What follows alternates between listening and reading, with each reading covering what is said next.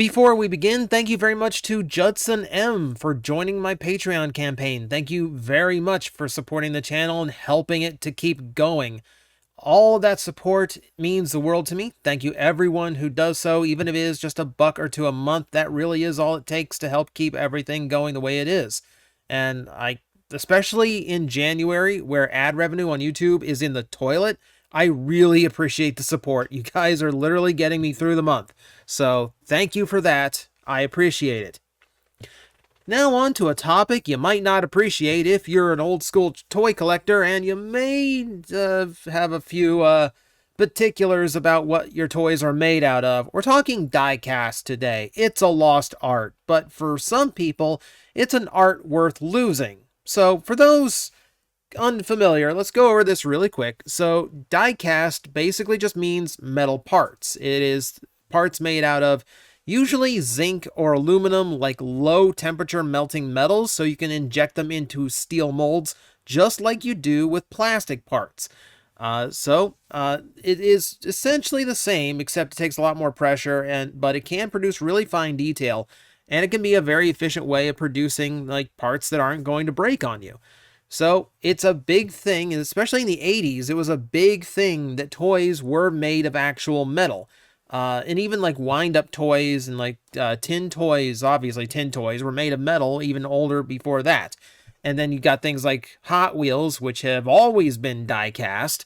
But there's always different reasons for why some toys turn out that way. You know, Hot Wheels are die-cast because the weight helps them roll a lot better, because that's the whole point of Hot Wheels is speed. So they always have to use die-cast no matter what. Now, when we talk die-cast in Transformers, it's a little bit of a different story. So most everything that used die-cast back in the day for Transformers were leftovers from Diaclone. A lot of those figures ended up using die-cast mostly for legs and chests, though sometimes it ended up in other parts of the toy as well.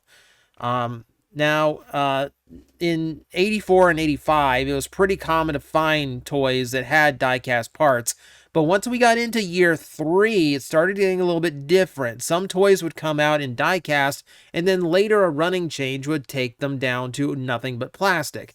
But by then, the metal content on Transformers had thinned out considerably.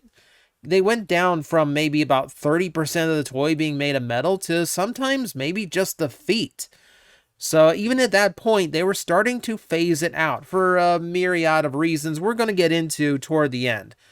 After Generation 1, diecast pretty much gave it, had an extended break until a few other particular toy lines tried to bring it back. Mostly things aimed at collectors, with the idea that diecast was a old school collector's thing. The ones who wanted to have a toy that felt like the old G1s that had diecast parts, or the ones that had like an impression that because it's diecast, it's going to be made better, or it's going to be more valuable. It's higher class. So, when I say higher class, you don't usually think of titanium, but it is true.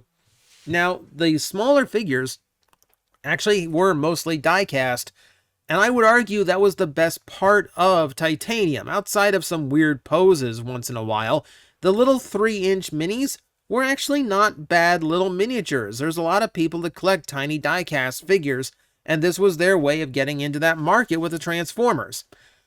Now, obviously, when we go into the 6-inch figures that actually had to function, that all changed quite dramatically. We know the problems by now with a titanium Megatron, apologies.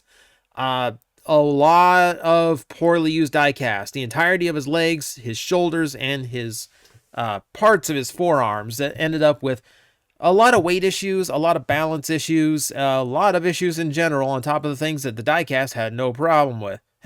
Were not involved with, but it added to an overall just terrible experience. A lot of titanium toys really did not get done very well because the designers for the titanium line never worked on Transformers before. It was the Micro Machines team. So they would put diecast anywhere it made sense to them and sell it on the point of, hey, look how much diecast we have. Except it made a lot of arms floppy. It made a lot of transformations janky. and it overall just like overall hampered the figure greatly.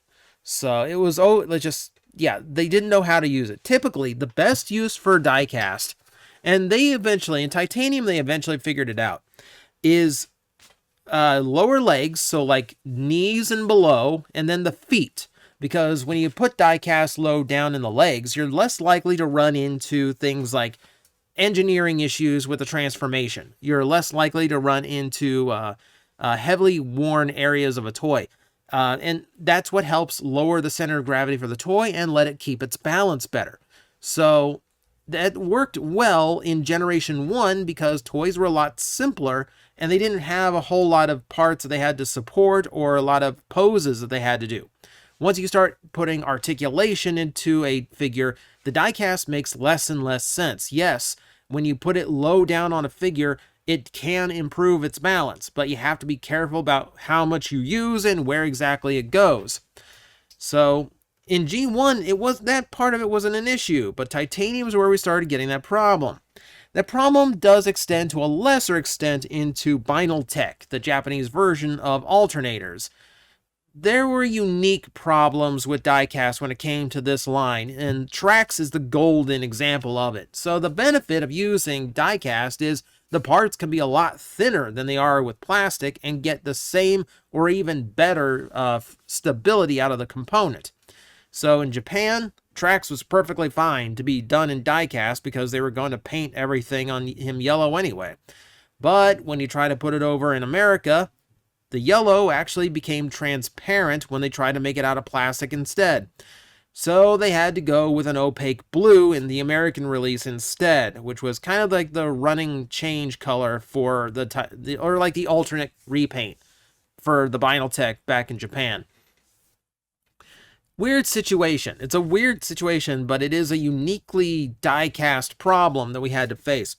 There were other alternators that were similar problems. I can remember like feeling like I think Wind Charger felt a little bit thin in some parts, but for the most part, it was really just Trax in that bright canary yellow that caused a problem enough to where like, you had to go like, nope, we got to change the design on the toy. We can't do this. Masterpiece did it as well too. Now with Masterpiece Convoy here, or Masterpiece Optimus Prime, whichever one you prefer, it is kept to mostly the traditional areas. It's the lower legs and it's the chest windows. And in that, it's fine. It doesn't really get in the way much. It doesn't really hurt anything. Now, there are issues with the diecast, just because like it's a super heavy figure that like it's a little bit scary to hold MPO1 in some positions because his legs are just so heavy and you realize there's a lot of little plastic parts hanging on to those gigantic heavy legs. Masterpiece did this again because collector value. To designers and toy companies, diecast means collector's value. That there are collectors out there that still value it, that still believe that it is proof of a higher quality toy overall. But Masterpiece did eventually phase it out. It just did not become practical to use at some point because of how involved a lot of those toys became, more so than the diecast could actually benefit from. So it became all plastic for the Masterpiece toys after the first few releases. And ultimately, I do think for the better. I've said in the past, I prefer plastic to diecast. And this, we'll go for one more example, and then we'll get into why I prefer it. So, modern day, the only place you're really going to see diecast is on the super high-end spectrum of things. Third-party companies are going to use it because collector's value, and then companies like 3-0 and their like high-end statues and figures like this, collector's value. They still push that as a thing for collectors' toys, so that is how it has continued to be marketed. And to be fair, they are more intelligent with how they use the diecast parts. You know, they don't go excessive with it, and they don't try to make things out of metal that shouldn't be made out of metal. Nothing that has to be supported by, say, a wrist or elbow joint. You know, things like that. So we still have it today, but it is exclusive to the highest end of things and the occasional use in a reissue. So The title of the video is Diecast has never been good for Transformers, all right? So there's a multitude of reasons for that. So for number one, and a big reason why the toys I have here on the screen right now is so expensive, is that yes, Diecast is a lot more expensive than typical Transformers would tend to be. It's more expensive than plastic, certainly, but not necessarily for all the reasons you would think. A big reason why is because, yes, metal is more expensive than plastic, but it's not that big of a difference. Diecast also cannot be molded in a specific color. It has to be fully painted over, and the kind of paint you need to adhere to the metal and withstand impact is quite a bit more expensive than what they airbrush onto a toy these days. And that paint is prone to chipping and wear, so it's actually much easier to lose the color and make the toy look pretty banged up than it would be if it was completely made of plastic. So that's one of the big concerns. The other thing you don't even think about is how much weight Diecast has. Now, when you pick up, say, like if you had, say, like the original release of a figure with all of its die-cast parts, and then you pick up the all-plastic alternative that came out later, you'd weigh the two, and you could definitely feel a difference, but it wouldn't feel like that much. But then you have to imagine how much an entire case of that figure would weigh. And then imagine how much more the entire shipment of it would weigh when they freight it across the ocean to get to American or European toy shelves. This became a much bigger expense all of a sudden. Shipping companies still charge by weight. There is a limit to how much weight they are allowed to carry, even if they're going by boat. So, when you're taking up more weight, you're asking a bigger price of them. That adds up, and it goes right into your pocket to get all that extra expense out. So when 3-0 does a figure like this, it is baking in a lot of extra expenses for the sake of how much heavier the toy is and all the extra design and production processes that go into it. The same is true of all the Transformers throughout the years. So you imagine if the original run of G1 had been done in solid plastic instead of die-cast parts, you imagine how much cheaper those toys would be to afford back in the day. You know, you would imagine how expensive Transformers are these days. If they still use die-cast, you'd be paying $35-$40 at the shelf for something that should be $25. You know, that's the reality of the market. So it kind of makes you wonder if it was ever necessary in the first place. The other reason I've never been a fan of die-cast is because of its long-term survivability. How many times do you see prows that look like this? Or how many times do you see swoops with broken legs? This is pretty common, and guess what? One of the big marketing things to diecast is it is stronger. And yes, the part of the toy made of the metal is stronger. But you still have to connect it to the parts of the toy that are not metal. You can't make the whole thing out of metal. It'd be too heavy to function, be crazy expensive, and a lot of the engineering wouldn't work because it relies on the friction the plastic provides. So when you're doing it with half plastic and half metal, you create an interesting problem. So you got a die-cast Transformer. It's sitting on the edge of a table, and you just kind of push it over. Well, when that thing falls and hits the ground, here's what happens. The plastic will flex. The plastic will actually flex a lot more than the metal will. But the metal will not. So when the plastic tries to flex to absorb the impact of the fall and the die-cast does not, there's your break. That's what causes things like Prowl's wings here to be broken off. It's why Swoop's wings were so fragile back in the day. Parts of die-cast will not flex, the plastic will. Plastic will give before the metal.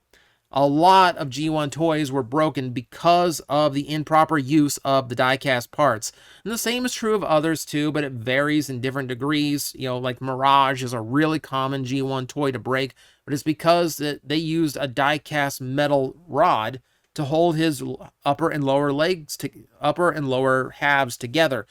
So when that is not properly designed, as it was not, they're counting on that metal to hold things together when the reality is it's not going to. And it breaks. Lots of G1 toys today are sought after because good ones in good condition happen to be even rarer because of all the diecast breakage. And then there's a perception of value. People think that diecast is going to add value to something someday. So let me show you these things. So back when I was just the weeest of wee lads, my dad would get me big Tonka toys like this because they were made of big diecast parts. And he thought, well, they're not going to make toys out of metal forever. So once they stop, these will be really valuable. The truth is, the Tonka truck you're seeing in the front right now, yeah, it's not in great shape. Here's another problem. Some diecast can rust. But also, it's really not that much more valuable than it was back then. Like, compared to, like, a vintage G1 Transformer, like an Optimus Prime back in the day, it was like $25. And if you got one in the box that's in great condition, you're looking at over $5,000 for it. A good condition Tonka truck on eBay right now, like the one you see in this picture, is about $100. It's really not, out of something that was probably like $30 back in the day. It's really didn't gain that much value because it's all about demand. Demand is what makes things valuable, not what they're made of, not even how many they were made. Those things can add to the demand, but the demand is always the king.